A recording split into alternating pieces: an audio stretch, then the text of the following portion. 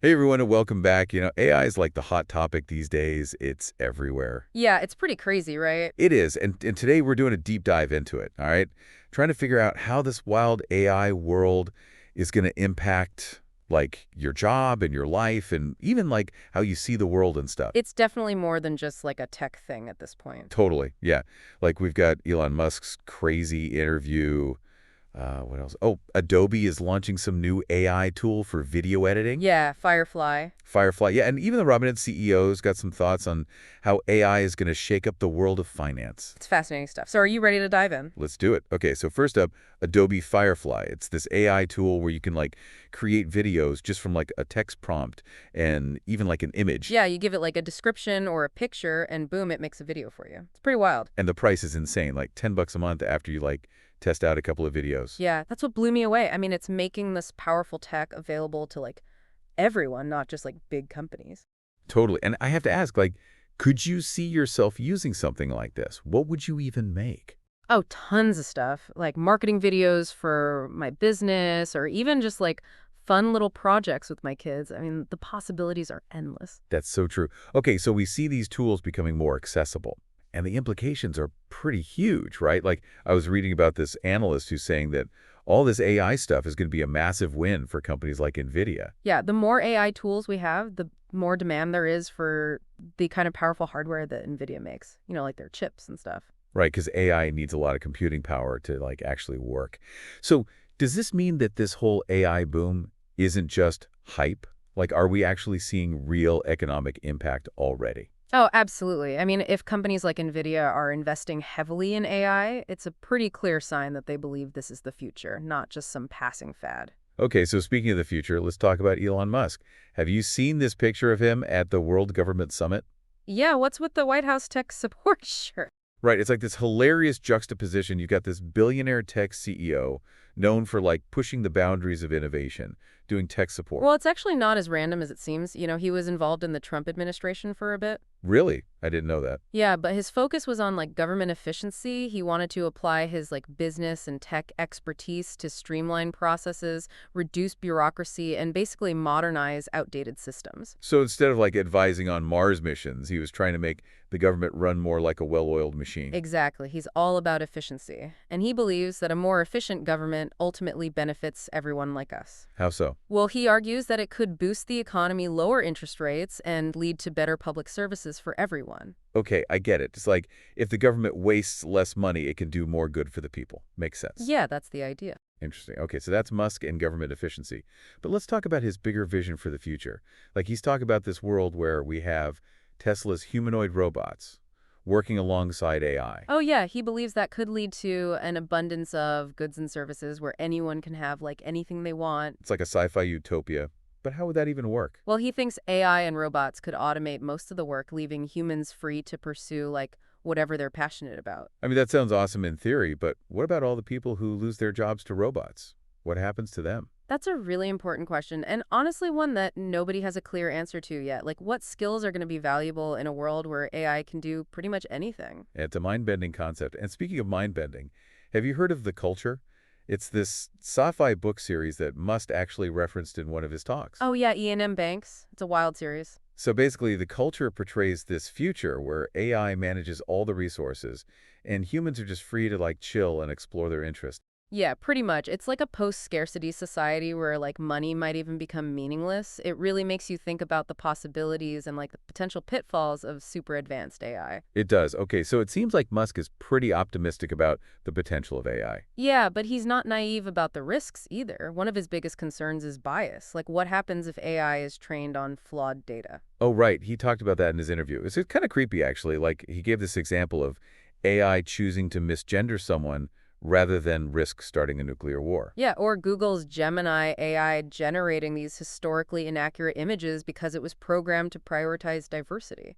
It's kind of messed up. It is. So is he saying that AI could become, like, dangerously biased if we're not careful? Exactly. Like he believes AI needs to be programmed to be maximally truth-seeking to avoid those kinds of dystopian scenarios. Truth-seeking, huh? It makes sense, but how do you even teach a machine to understand truth? Especially in a world where, like, information is constantly being manipulated and distorted. That's the million-dollar question, right? It's a challenge that researchers are trying to figure out right now, but it's clear that we need to be having these conversations now while AI is still in its early stages. For sure. Okay, so we've got AI creating videos, potentially ending the need for money, and maybe even like driving us underground to escape a robot apocalypse. What else is there? Well, we haven't even touched on how AI is going to impact the world of finance. Like, the CEO of Robinhood, Vlad Tenev, is super bullish on AI's potential in that area. Really, what does he say? He's talking about these things called prediction markets, where AI analyzes data to predict, like, future events. Whoa, so it's like AI fortune telling. Kinda, but with like real data and algorithms, he thinks it could even change the way we consume news. Like, instead of just reading about what happened, we'll have AI telling us what's likely to happen next. That's wild. I could see how that would be super useful for investors, but could you imagine like AI-powered news headlines? I know, right? It's a whole new world. It is. Okay, so AI is coming for our jobs, our money, and now even our news. Is there anything it won't disrupt? Well, Tenev also talks about how AI could democratize access to private markets. Like, right now, only accredited investors can invest in companies like SpaceX and OpenAI, but he thinks AI could level the playing field. Interesting. So everyday people could potentially invest in the next big thing. Exactly. But there are a lot of regulatory hurdles to overcome first. Like, right now, there are rules in place that limit access to private markets. I guess it makes sense to have some safeguards in place, but do you think those rules will need to change as AI evolves? That's a tough question. On the one hand, AI could help to make investing in private markets more accessible and transparent. But on the other hand, you don't want to expose people to unnecessary risks, especially if they're not like financially savvy. And it's a delicate balance. It is, but it just goes to show that AI isn't just some isolated technological development. It's like this massive social and economic disruptor that's going to force us to rethink a lot of our existing systems. Okay, so we've got AI creating videos, predicting the future, disrupting the financial system, and maybe even driving us underground to escape killer robots. Anything else we missed? Well, there's one more thing, and it's kind of a curveball. Ooh, I'm intrigued. Remember Elon Musk's boring company, the one that digs tunnels? Yeah, I thought that was just for like transportation. Well, Musk actually sees those tunnels as a potential solution to some of the dangers of AI. Like, he believes they could provide a safe haven in a world where AI might pose a threat. A safe haven from AI. What is he talking about? He argues that underground tunnels offer protection from all sorts of things like earthquakes, severe weather, and even global thermonuclear war. Okay, that's a bit extreme. But I guess he's got a point. Like if things really hit the fan, underground might be the safest place to be. Right, and he points to the Dubai Loop project as an example of how this technology is already being implemented in the real world. It's like this network of underground tunnels designed for high-speed transportation, but it also shows that creating sustainable underground habitats is possible. So he's not just talking about like hiding in bunkers. He's talking about like creating entire underground cities. Pretty much. It's like a sci-fi solution to a potential sci-fi problem. I don't know whether to be terrified or excited. I think a little bit of both is probably the appropriate response, but it just goes to show how AI is forcing us to think outside the box and consider solutions that we might never have imagined before. It definitely does. So to recap, we've got AI creating videos, ending the need for money, disrupting the financial system, driving us underground, and maybe even starting a nuclear war. Is that about it? Well, not quite. There's one more crucial aspect of this AI revolution that we need to explore, and that's identity. Identity. What does that have to do with AI? Oh, it's more connected than you might think, but we'll have to save that for part 2 of our deep dive. Stay tuned, folks. We'll be right back after the break. Welcome back. I hope you had a chance to process all those AI bombshells we dropped in the last part. Oh man, my head is still spinning. Like we talked about, AI creating videos, predicting the future, messing with the financial system. And potentially driving us underground, right, to escape killer robots. Yeah, it's a lot. But there's one thing that I haven't heard much about, and that's like the impact of AI on identity. What does that even mean? Oh, it's a big one. Like, how do we even define identity in a world where AI is becoming so prevalent? Right. It's like, are we talking about the identity of AI itself or like how AI is going to impact our own human identities? Both, actually. And it's something that the CEO of SailPoint, it's a cybersecurity company, has been talking about a lot lately. SailPoint.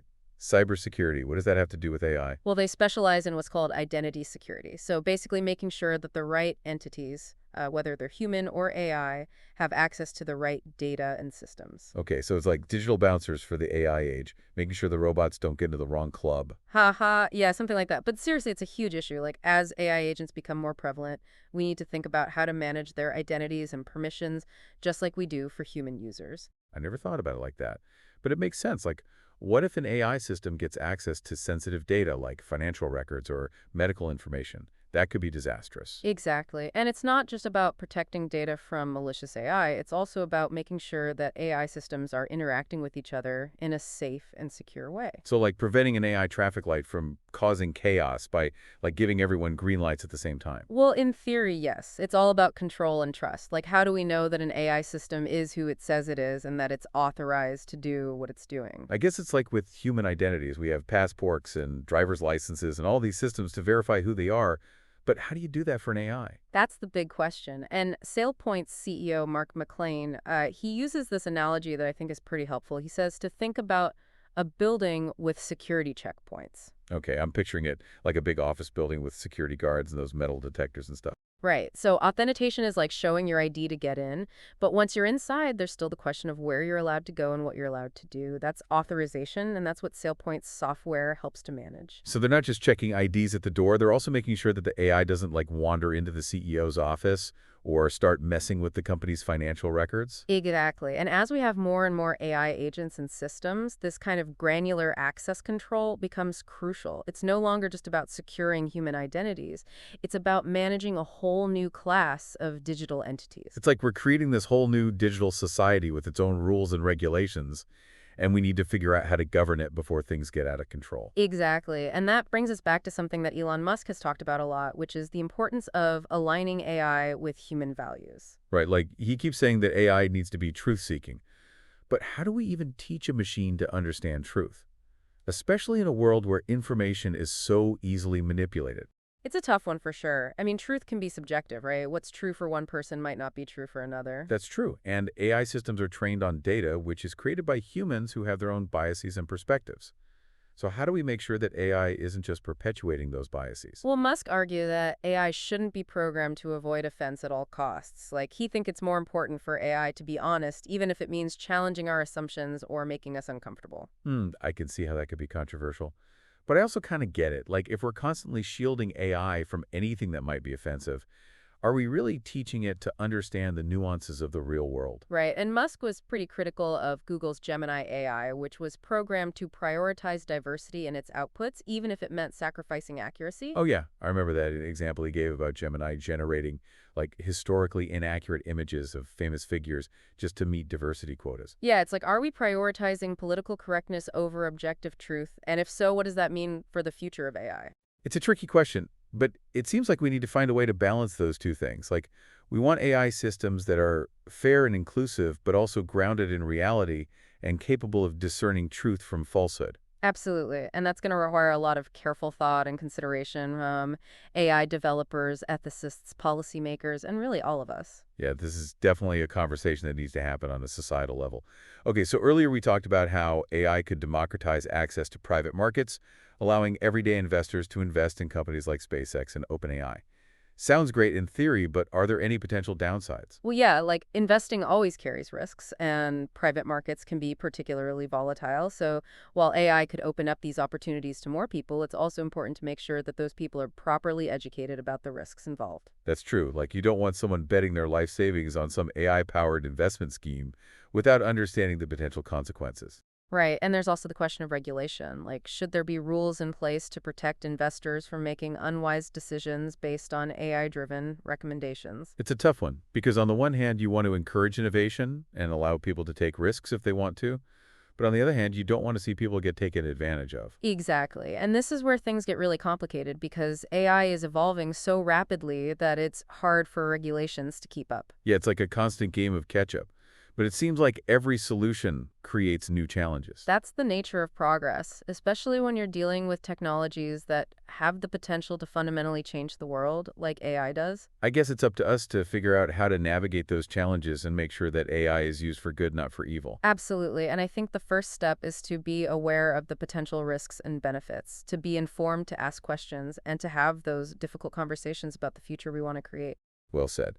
And that's what we're trying to do here on the Deep Dive. We're not just trying to report on the latest AI news. We're trying to explore the deeper implications and encourage people to think critically about this technology that's rapidly changing our world. It's a journey of discovery, and we're all in it together. Well said. Now, speaking of journeys, have you heard about Elon Musk's latest idea for dealing with the potential threat of AI? Wait, you don't mean? Oh yeah, I'm talking about those boring company tunnels. You know, the ones he originally designed for transportation. Right, those things. I thought that was just a side project for him, like a way to alleviate traffic or something. Well, apparently he's got bigger plans for those tunnels. Like he actually sees them as a potential safe haven in a world where AI might pose a threat. Seriously, a safe haven from AI. Is he talking about like hiding underground if the robots rise up? Pretty much. He argues that those tunnels could offer protection from all sorts of disasters, like earthquakes, severe weather, and even, wait for it, global thermonuclear war. Okay, now that's just crazy talk. I mean, come on. It sounds like something out of a sci-fi movie. I know it sounds wild, but he's actually got a point. Like, if things really hit the fan, underground might be the safest place to be. At least that's what he thinks. I guess it's kind of like a modern day version of those Cold War bunkers people used to build. Exactly. But instead of hiding from nuclear bombs, we'd be hiding from killer robots. Killer robots with a taste for human flesh. Or maybe they'll just want to enslave us and use us as batteries. Who knows? Okay, now you're just getting carried away. But seriously, though, do you think Musk is onto something here? Could those tunnels actually be a viable solution to the potential dangers of AI? Honestly, I have no idea. It seems pretty far-fetched to me. But then again, who would have thought 10 years ago that we'd have self-driving cars and AI that can write poetry? That's true. I guess with AI, anything is possible. So maybe we should start stocking up on canned goods and digging our own underground bunkers just in case. Better safe than sorry, right? But in all seriousness, I think Musk's idea highlights something important, which is that we need to be thinking outside the box when it comes to the potential challenges of AI. Yeah, like we need to be prepared for all sorts of scenarios, even the ones that seem crazy or improbable. Exactly, because with AI, the future is anything but certain. Well said. So what's next in our AI deep dive? Where do we go from here? Okay, so we've talked about AI creating videos and, AI maybe ending the need for money and even like those crazy underground tunnels as a safe haven from the robot apocalypse. What else is there? Well, we've covered a lot of ground in this deep dive, haven't we? We have. It's mind-blowing to see how AI is impacting like every aspect of our lives. It really is, and we're only just scratching the surface. That's what's kind of freaking me out a little bit, Like, where does this all end? What role will humans even play in a world where AI can do, like, pretty much anything? That's the million-dollar question, isn't it? It is, and I don't think anyone has a clear answer yet. Some people are, like, super optimistic about it all. They think AI is going to free us from boring jobs and, like, usher in a new era of creativity and abundance. Yeah, and others are terrified that AI is going to take over the world and, like, turn us all into slaves or something. Right. It's like a sci-fi movie waiting to happen. It is kind of like that. But I think it's important to remember that AI is a tool. And like any tool, it can be used for good or for evil. Okay, I get that. But it still feels like we're kind of losing control. Like AI is developing so fast that it's hard to keep up. It is moving at a breakneck pace, but I don't think we should give in to fear. Instead, we need to focus on how we can shape the development of AI and ensure that it aligns with our values. Easier said than done, right? It's definitely not easy, but I think it starts at education. Like, the more people understand about AI, the better equipped we'll be to make informed decisions about its future. So we need to like demystify AI and make it accessible to everyone? Exactly, because it's not just a technology for engineers and scientists anymore. It's something that's going to impact all of us.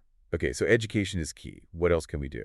Well, I think it's also important to have open and honest conversations about the ethical implications of AI. Like, what are the potential risks and benefits? How do we ensure that AI is used for good and not for harm? Those are big questions, and I don't think there are any easy answers. There aren't, but we need to start somewhere. We need to have those tough conversations and involve people from all walks of life. Yeah, because this isn't just a tech issue, it's a society issue. Exactly. And it's going to require a collective effort to figure out how to navigate this new AI-powered world. Well said. So what's your take on the whole AI and jobs thing? Like, are the robots really coming for our jobs? It's definitely a valid concern, and I think it's inevitable that some jobs will be automated as AI becomes more sophisticated. Like truck drivers and factory workers. Yeah, those are some of the jobs that are most at risk, but I don't think it's all doom and broom. I think AI will also create new jobs that we can't even imagine yet. So it's like a disruption, not necessarily a replacement. Exactly. And I think the key to thriving in this new world is to be adaptable and to focus on developing skills that are uniquely human. Like what? Things like creativity, critical thinking, problem solving, empathy, communication. Those skills that machines aren't very good at. So it's not about competing with AI, it's about complementing it. Exactly. And I think that's where the real opportunity lies. Like, imagine a world where AI handles all the mundane tasks and frees us up to focus on the things that we're really good at. I like the sound of that. More time for creativity and innovation, and less time stuck in traffic or doing boring paperwork. Right. And who knows, maybe AI will even help us to solve some of the world's biggest problems like climate change and poverty. Okay, now you're making me feel optimistic again. Like I said, it's all about how we choose to use this technology. I guess the future is what we make it. So what's the one thing you want our listeners to take away from this deep dive? That's a good question.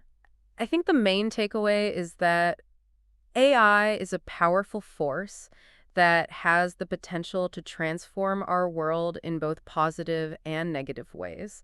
And it's up to us to decide how we want to shape that future.